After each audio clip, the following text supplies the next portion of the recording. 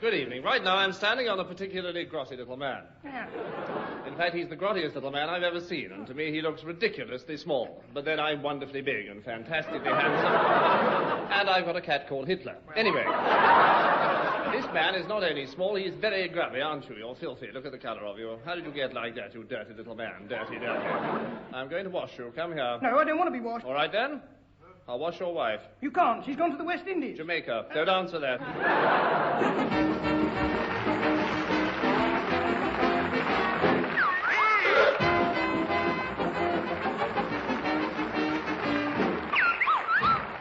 And once again, the noise of the Angus Prune Calypso warns us that it's time for the Sunshine Half Hour, starring as usual I.T. Brick and featuring Tim Brooke Taylor, John Cleese, David Hatch, Joe Kendall and Bill Oddie. And now the moment you've all been waiting for.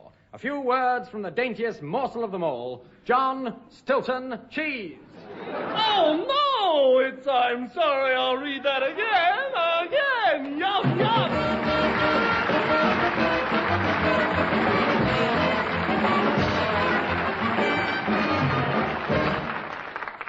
People put a lot of money on dogs.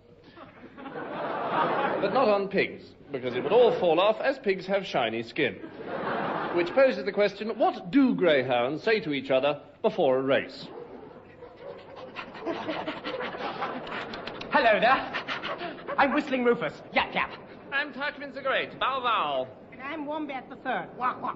And I'm Bent Double. Woof, woof. How do you do? I say, how many laps is this race? 3. I think not that it matters. I shall come in last on principle. I think betting and racing are immoral, so generally I walked around.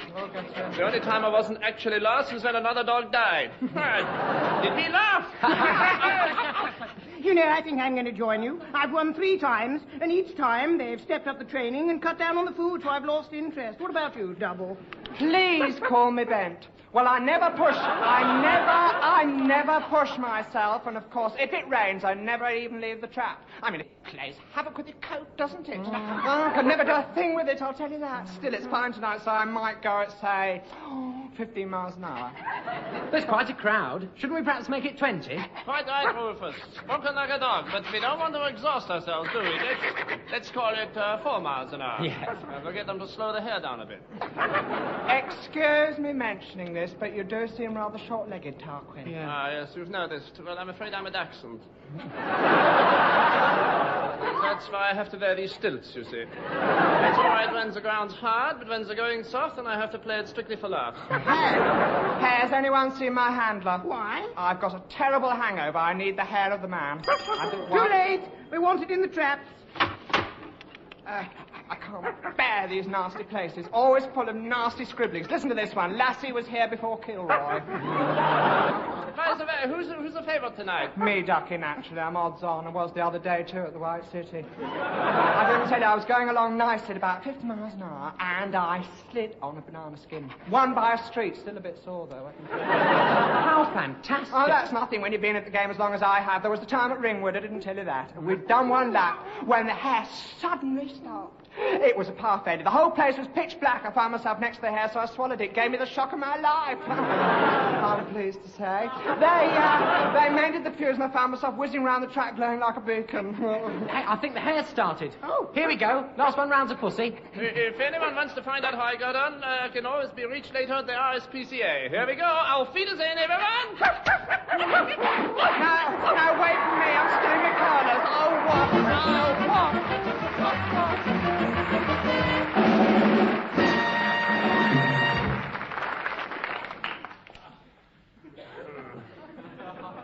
More coffee, please. May I have the car today, John? I want to pick up Stig from school.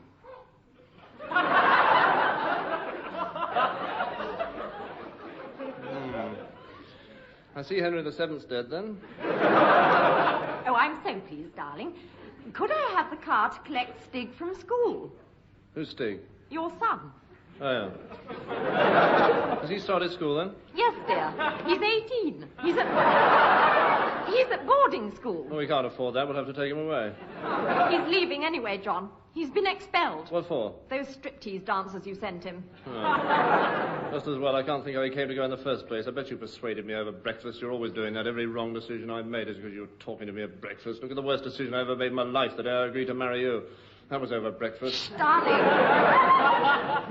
Pass the toast. Who are you? Freddie. Did you spend the night here? I should hope so. He's your other son. Has he paid his rent? Have the daughters paid their rent? John, we haven't any. Why haven't we any daughters? I told you years ago I wanted daughters. Think of all the rent we could have had.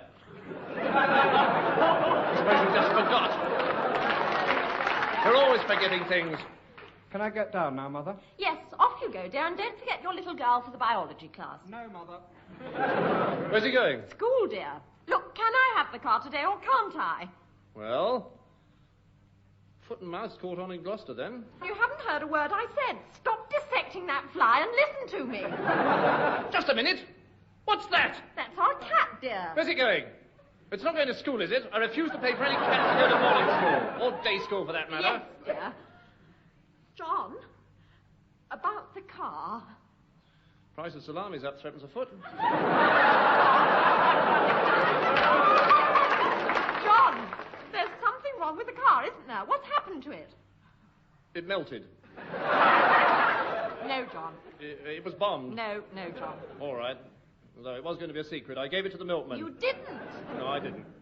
I swapped it for his horse and cart. I thought it would give us more room for carrying things. Anyway, I like pets. I'm not having any more horses in the house, John. Oh. Anyway, I was lying. You'll never, never, never find it. I've hidden it. Where? In the garage. Oh, bother! Now I'll have to hide it again. Where? In the drive. Oh, spit! Look, I'll pretend I don't know if you like, dear. What do you think I am? A child? Look, can I borrow the wretched car? Can't I? It's not the first time you've asked for it, is it? I mean, one shouldn't muck cars about by changing drivers all the time. What's more, I need it myself occasionally. But, John, I've only had it once in 20 years. Well, it mustn't become a habit, must it?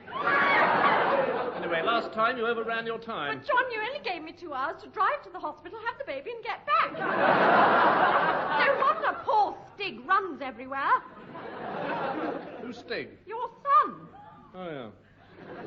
Has he started school yet?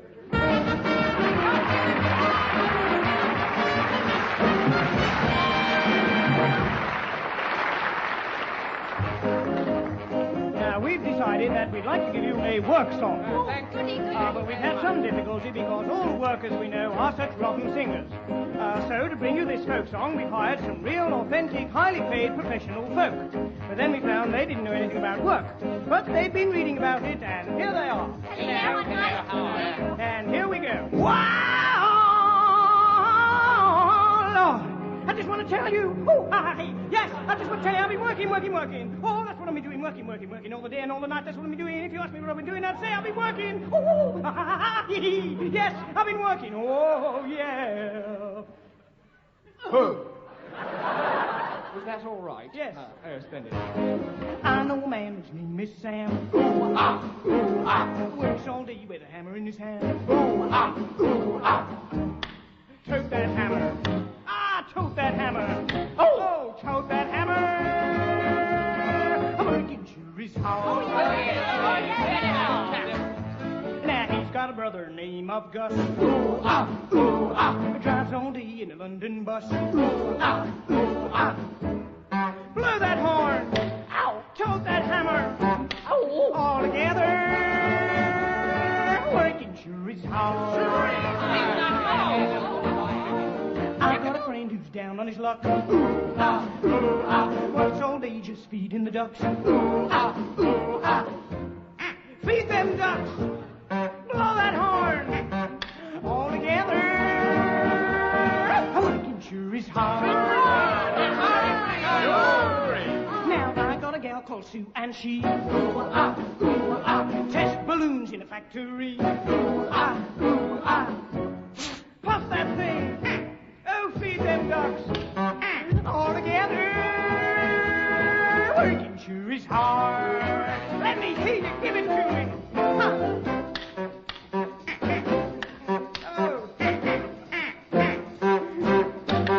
Wait a minute, balloon. Give it to the soul.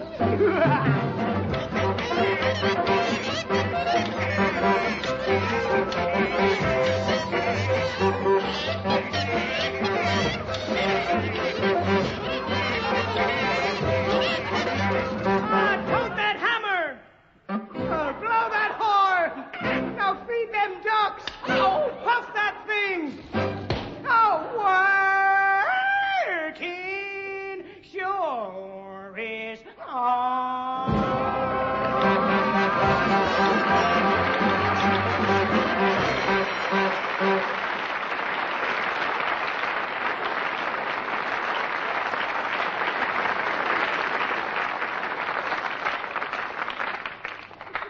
now let's go to the land of the midnight sun. Okay, Dad. We present the magnificent 6.5 in Dr. Clubfoot in the Antarctic, or Gobbles the Gnat Goes Dope Peddling.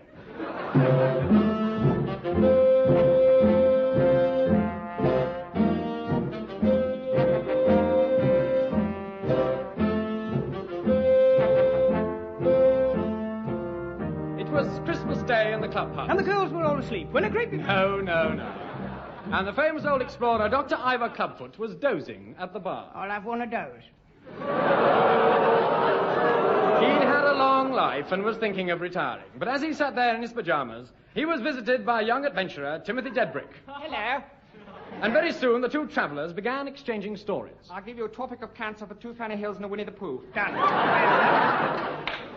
You know, Doctor, when you were a young man, I used to look up to you. Well, I've shrunk a bit since then. You must have been everywhere and done everything. Not quite, but But tell me, Dr. Clubfoot, about one of your really fascinating adventures. well, no. I will just tell you of one thing that happened to me. It was about 20 years ago, as I remember.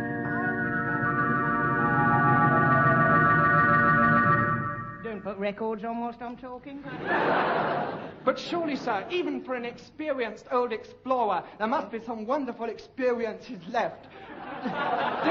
Don't you wish you could still do it? I should say so. Is the one discovery still to be made? Yes, there's one forgotten tribe. Which? I've forgotten. No, the lost Eskimos of the South Pole. But Eskimos come from the North Pole. I said they were lost. Professor, I shall lead an expedition there. Oh. And I shall ask you to accompany me. Oh, well, I should like one last fling. Certainly. Thank you. Right then, let us prepare to leave the country. Yes. You know Timothy? I do. Yes, I'm sure this is how my wife would have wanted it. Oh, no, I wouldn't. Constanza. Constanza? Oh, I heard you trying to get away from me. Never, my love. No, never. I'm coming too, right? But this is no journey for a woman. I'm very masculine. Fairly masculine, anyway. I'm an explorer's wife. I've traveled with men before. I've been through a lot. Hundreds of them. I may look like a woman, but... Just too much of you cheeky monkey. But I've had such a hard life with him, sometimes I feel like a man. Yes, very well. You can come, but no more women. No more women. Just the three of us. And my fiancée. Your fiancé? Hello, everybody. I'm coming too. Didn't know she'd fainted. All right, but no more women. Well, if she's coming, I want my cousin Angela to come. Not unless I can have Aunt Agatha. All right, but no more women. If you're having Aunt Agatha, I want my niece Penelope. If you can have your niece Penelope, I want Grandma Alice. All right, but but no more women. Oh, no, but I can have my stepsister Felicity. Not unless I can have my great Aunt Annabelle. no more women. Soon the party was assembled. 2 brave men and 78 women. Soon, Timothy, we shall see the frozen wastes. All 78 of them. All we need...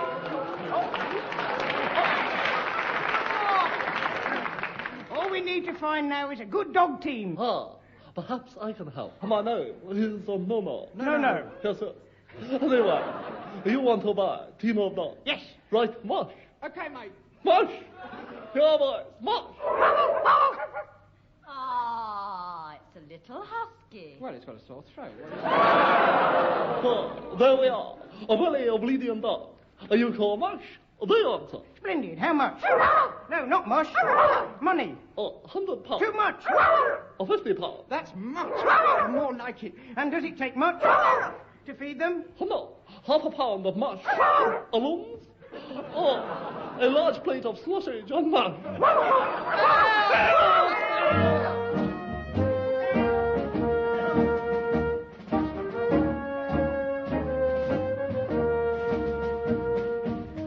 And so as the adventurers set sail for icy climes on the good ship Brass Monkey. Tempting providence, isn't it? 10 days later, we were out of British territorial waters. And so they sailed southwards till 3 years later they came across the first pack ice. Soon we shall hit icebergs. Sure enough, suddenly there was a cry from the lookout. Look out! Iceberg! Where?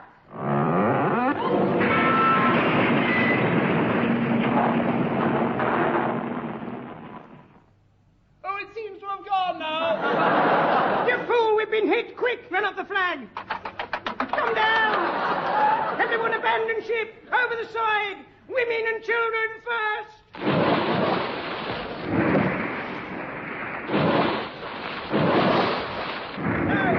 hang on. No, lifeboats first. Now women and children. There's none left, sir. Well done, lads. Right, no, get the dogs and into that boat. Timothy, we're going this one. Now start paddling. What fun. In the boat, you twit. Oh, well, sorry. So they took their chance against the Antarctic Ocean. Luckily, they had an Eskimo kayak to sail in. But it was so cold, they had to light a fire, and it burnt a hole in the bottom and it sank. Which only goes to show that you can't have your kayak and heat it. Souvenirs. For the rest of the night, they tried to swim, but in vain. The water was frozen. Until next morning, the sun heaved itself above the grey sea and revealed their little party huddling on an iceberg. Huddle. Let's call the roll. Row! She's not here, sir. Then in a patch of open water, a great beast rose to the surface. A whale. No, it's Constanza. But what's that behind? She's always had it. No, look, it is a whale. Oh, poor thing. She'll kill it. Sure enough, Constanza leapt onto its back and sat on its blowhole. Oh, it tickles. And it's freezing solid. So the great creature slowly gave up its life. All right, I give up.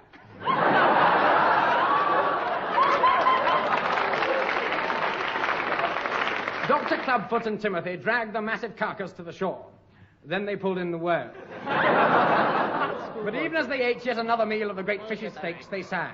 And so, folks, another famous melody was born. Whale meat again.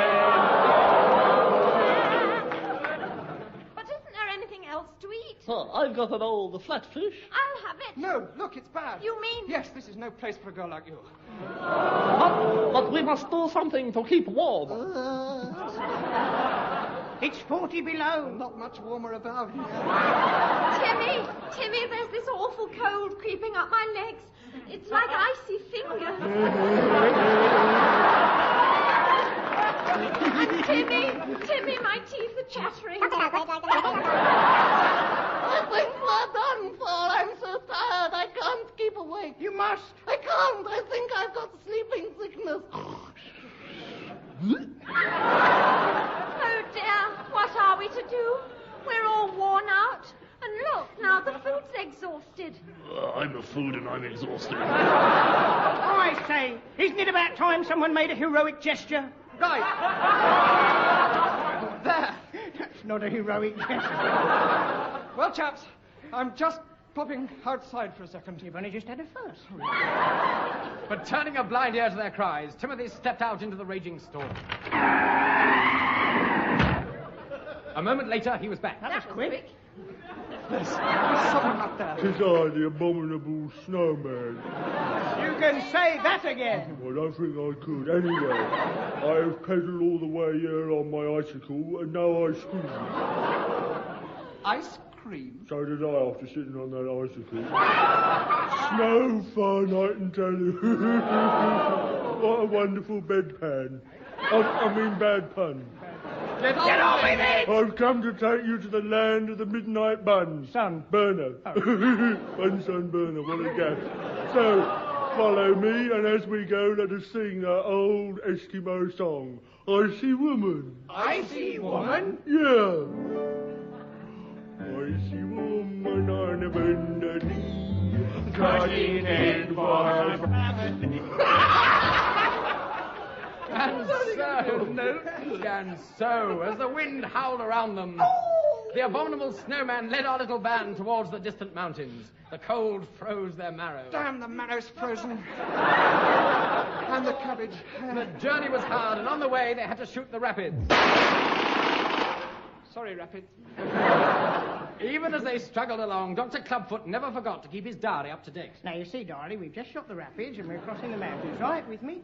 Good. That evening, as they reached the mountains, they found themselves faced by a terrible obstacle in their path. We'll have to climb it. Yes. Give me a leg up. Not up there. Right. Up, up, ha, all up. Under this overhang and swing over. And that's it. No, look. Good grief, look at that formidable, craggy face. Will you lot get off me, please?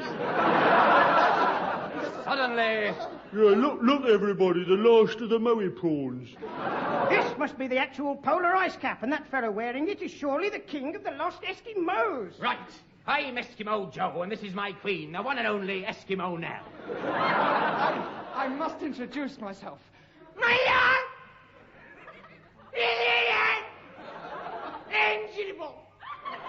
In the blue collar, at 10 stone, 13 pound. Lie there, lovely. Me. Right now, you must be feeling cold. Far from it. Will you join us in a bowl of penguin broth? Certainly. That's better. Now, tell us about yourselves. Well, everything in our city is frozen. Including the money? Yes. We use little bits of frozen water. Ah, ice lolly. Yeah. No, it's a Will financial you now joke. please No, show wait. us your tribe? You've seen her. The rest of our people were frozen years ago by a great storm of instant freezing rain. Whatever they were doing at the time, they're frozen in those positions still. One day the ice will melt and they'll live again. Till then, we'll carry on like they did. And they didn't half carry on by the looks of it. So, you and Nell are keeping up the race? Yes, fortunately, I usually win. But she reminds me it is time is laid down by tradition to take some living creature and kill it at the temple of the ice god. Alas. What a good idea. How about this lass? No. Yes, we need a nice, plump maiden. I'm not plump. She's not a maiden. Nonsense. I was made in England. Yes. Right. She's for the deep freezing ceremony of the lost Eskimo. No! We shall tie her to a block of ice. No! Then we shall dip her into a tank of water. No! Which will slowly freeze around her. No! And as she freezes, we perform wicked ritual movements. No! In which Eskimo Nell will dance entirely naked. Yes! But I can give you one way out. No! If you can unfreeze my people, you can all go free. You've got 50 seconds. Let the ritual commence. Don't let them freeze me. Look at Nell. She's taking off her fur boots and her fur hat. And off comes her fur coat and her fur dress. And her fur slip and her fur corset. Stop! Oh. That's fur enough. You've done it. She hasn't. No, you have. Yes, look, Timothy's hot breath has melted the ice. The Eskimos are springing to life. The whole place is turning to water. The ice cap's melting. Swim for your lives. At that moment, all over the world, the sea began to rise. Mabel, move the deck chairs. I think the tide's... Chlorine in. And then, almost as swiftly as they had risen, the waters subsided. The ice cap had frozen again, and so the lost Eskimos were lost again. Isn't that so, Doctor? Doctor? Timothy? Fiona! 3 years later, an expedition set out to find the lost explorers. Oh, well, that's snow business.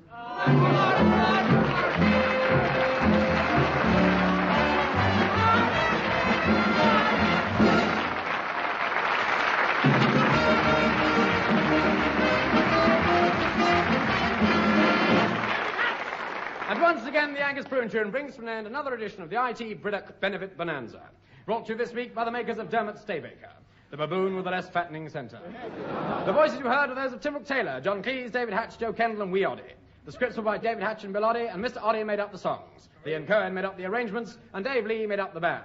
And very nice they look, too. And So Now Read That Again was produced by Humphrey Barclay, he of the ballet shoes and swollen head. So now it's time to get back on your tenterhooks until next week, when once again you'll hear John Queenie Cleese say... Oh, no, it's the Wonder Show! You don't. My name is Angus, and I never miss. I'm sorry, I'll read that again. Good well. I sit in my bed and I have a good night. Kindly sit to the mill, to me. Mr. My name is Angus Boone, and this is my tune. It goes I-S-I-R-T-A. I'm sorry I'll be there again. Does a stay make a living?